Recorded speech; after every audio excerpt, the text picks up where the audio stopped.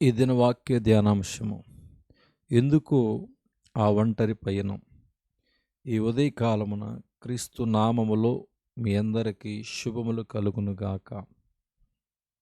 దావీదు ఏకాంతముగా అనగా ఒంటరిగా అహీమెలెకునొద్దకు వచ్చెను. అది చూచిన అహీమెలెకు బహుగా ఆశ్చర్యపడ్డాడు.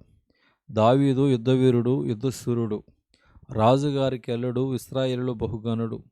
1 సమూయేలు గ్రంథం 21 అధ్యాయం 1-2 వచనాలు. అంతటి వాడు ఎందుకు ఒంటరిగా తిరుగుతున్నాడు? దావీదు చిందరవందరగా అలాగే బాగా ఏడ్చాడు కాబట్టి మొహం వాచిపోయి ఉంటుంది. ఏది ఏమైనప్పటికీ అహీమెలెకునకు ఎంత కొంత అనుమానం వచ్చింది. అవును, ఆత్మీయ జీవితంలో, సేవా జీవితంలో, పరిచర్యలో సాక్ష్యాన్ని, ఆత్మీయతను, సేవను, సంఘాన్ని కాపాడుకోవాలి అని ఆశించేవారు ఒంటరిగా ప్రయాణం చేయటం, ఒంటరిగా నివసించటం, ఒంటరిగా సేవ చేయటం అంత క్షేమము కాదు.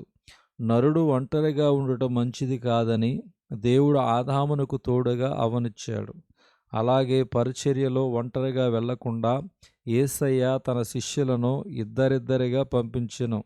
ఈ రోజుల్లో అనేక కాపరులు గృహదర్శనాలని చెబుతూ ఒంటరిగా ఉంటున్న స్త్రీల గృహాలకు వెళ్ళడం, సువార్త చెప్పాలంటూ ఒంటరిగా వెళ్ళటం ఏమాత్రం క్షేమం కాదు.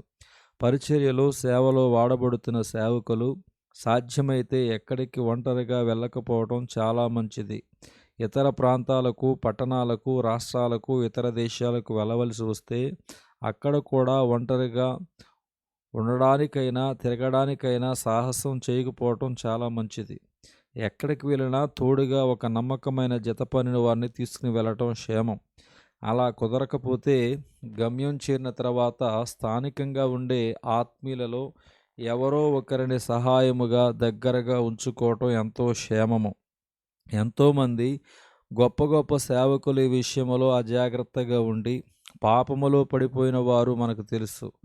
ఒంటరిగా వెళ్ళినప్పుడు తిమ్నాతు మార్గంలో సంసోను ఫిలిష్తీయుల అమ్మాయికి ఆకర్షితుడై తన జీవితంలో దేవుని ఏర్పాటు, అభిషేకాన్ని, పిలుపును పోగొట్టుకున్నాడు.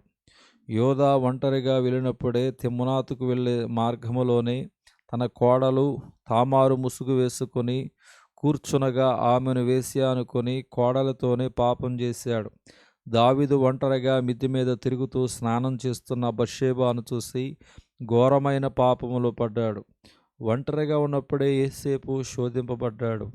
యేసయ్య ఒంటరిగా 40 దినాలు ఉపవాసం ఉన్నప్పుడే సాతాను శోధించెను. ఈ అంశాన్ని వింటున్న సహోదరుడా, సహోదరి, ఒంటరిగా ఉంటున్నప్పుడు, ప్రయాణం చేస్తున్నప్పుడు, సేవ చేస్తున్నప్పుడు సాతాను పుంజుకొని కూర్చుని ఉంటాడు. ఒంటరిగా కనిపించటమే వానికి అనుకూలమైన సమయము. కనుకనే ఒంటరిగా ఉన్నప్పుడు బైబిల్ ధ్యానిస్తూ, ప్రార్థిస్తూ, ఆత్మీయ పుస్తకాలు చదువుతూ లేదా చక్కని సందేశాలు వింటూ సమయం గడపడం ఎంతైనా ఆరోగ్యకరం. ఆనాడు దావీదు లాంటి గొప్ప యుద్ధవీరుడు ఒంటరిగా రావటం చూసిన అహీమెలెకు నీవు ఒంటరిగా వచ్చితివేమని ప్రశ్నించెను.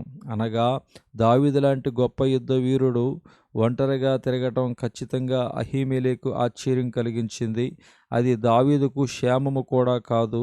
బహుశా నిన్ను కూడా జనులు ఎక్కడైనా ఒంటరిగా చూసినప్పుడు అతడు, ఈమె ఎందుకు ఇక్కడ ఒంటరిగా తిరుగుతుంది అనే ప్రశ్నకు ఇతరులు నిన్ను గూర్చి అడిగే అవకాశం ఇవ్వొద్దని మనవి చేస్తున్నాం. దావీదు నువ్వు ఒంటరిగా వచ్చావేమిటి? దీనికి దావీదు ఇచ్చిన జవాబేంటో చూద్దాం. రాజు నాకొక పని నిర్ణయించి నేను నీకు ఆజ్ఞాపించిన పంపిన పని ఏదో అది ఎవనితోనైనా చెప్పవద్దనను. నేను నా పనివారిని ఒకానొక చోటికి వెళ్ళ నిర్ణయించి తిని 1 సమూయేలు గ్రంథం 21 అధ్యాయం 2 వచనం అని చెప్పి నిర్భయంగా అబద్ధం చెప్పాను. మొదటిగా తాను వచ్చింది దేవుని సన్నిధికి, రెండవదిగా తాను మాట్లాడుతుంది యాజకునితో.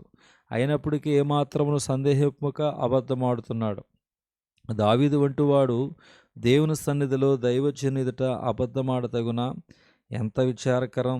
ఈ రోజుల్లో కూడా దేవునిచే ఏర్పరచబడిన సేవకులు, గొప్ప గొప్ప బోధకులు, కాపరులు, పరిచర్యలో ఉంటున్నవారు కూడా బహు సులభముగా అబద్ధములు చెప్పేస్తున్నారు. ఎంత దారుణం! మన చుట్టూ ఉంటున్న వారు మనలో అబద్ధములను కనుగొన్నట్లయితే వారు మనలను సేవకులుగా, దైవజనులుగా, ఆత్మీయులుగా ఏమాత్రము గుర్తించరు. పైకి బోధకుడే, ఆత్మీయుడే, కానీ నోరుప్పితే అబద్ధాలు అని నన్ను నిన్ను గూర్చి ఇతరులు అనడం ఏమాత్రం సేవకులమైన మనకు క్షేమము కాదని మనవి చేస్తున్నాను. సాతానుకు ఆలోచనలలో మనము తావిస్తేనే మన నోట నుండి అబద్ధములు వస్తాయి. ఎందుకంటే సాతాను మొదటి నుండి అబద్ధములకు జనకుడు, అపవాదికి చోటీకుడు. ఎఫెసీ పత్రిక 4:27. ఒకరితో ఒకడు అబద్ధమాడకూడదు. లేవీకాండం 19:11. దేవుడి దినవాక్యమును దేవుడు దీవించునుగాక. మిమ్మల్ందరినీ దేవుడు దీవించునుగాక. ఆమేన్.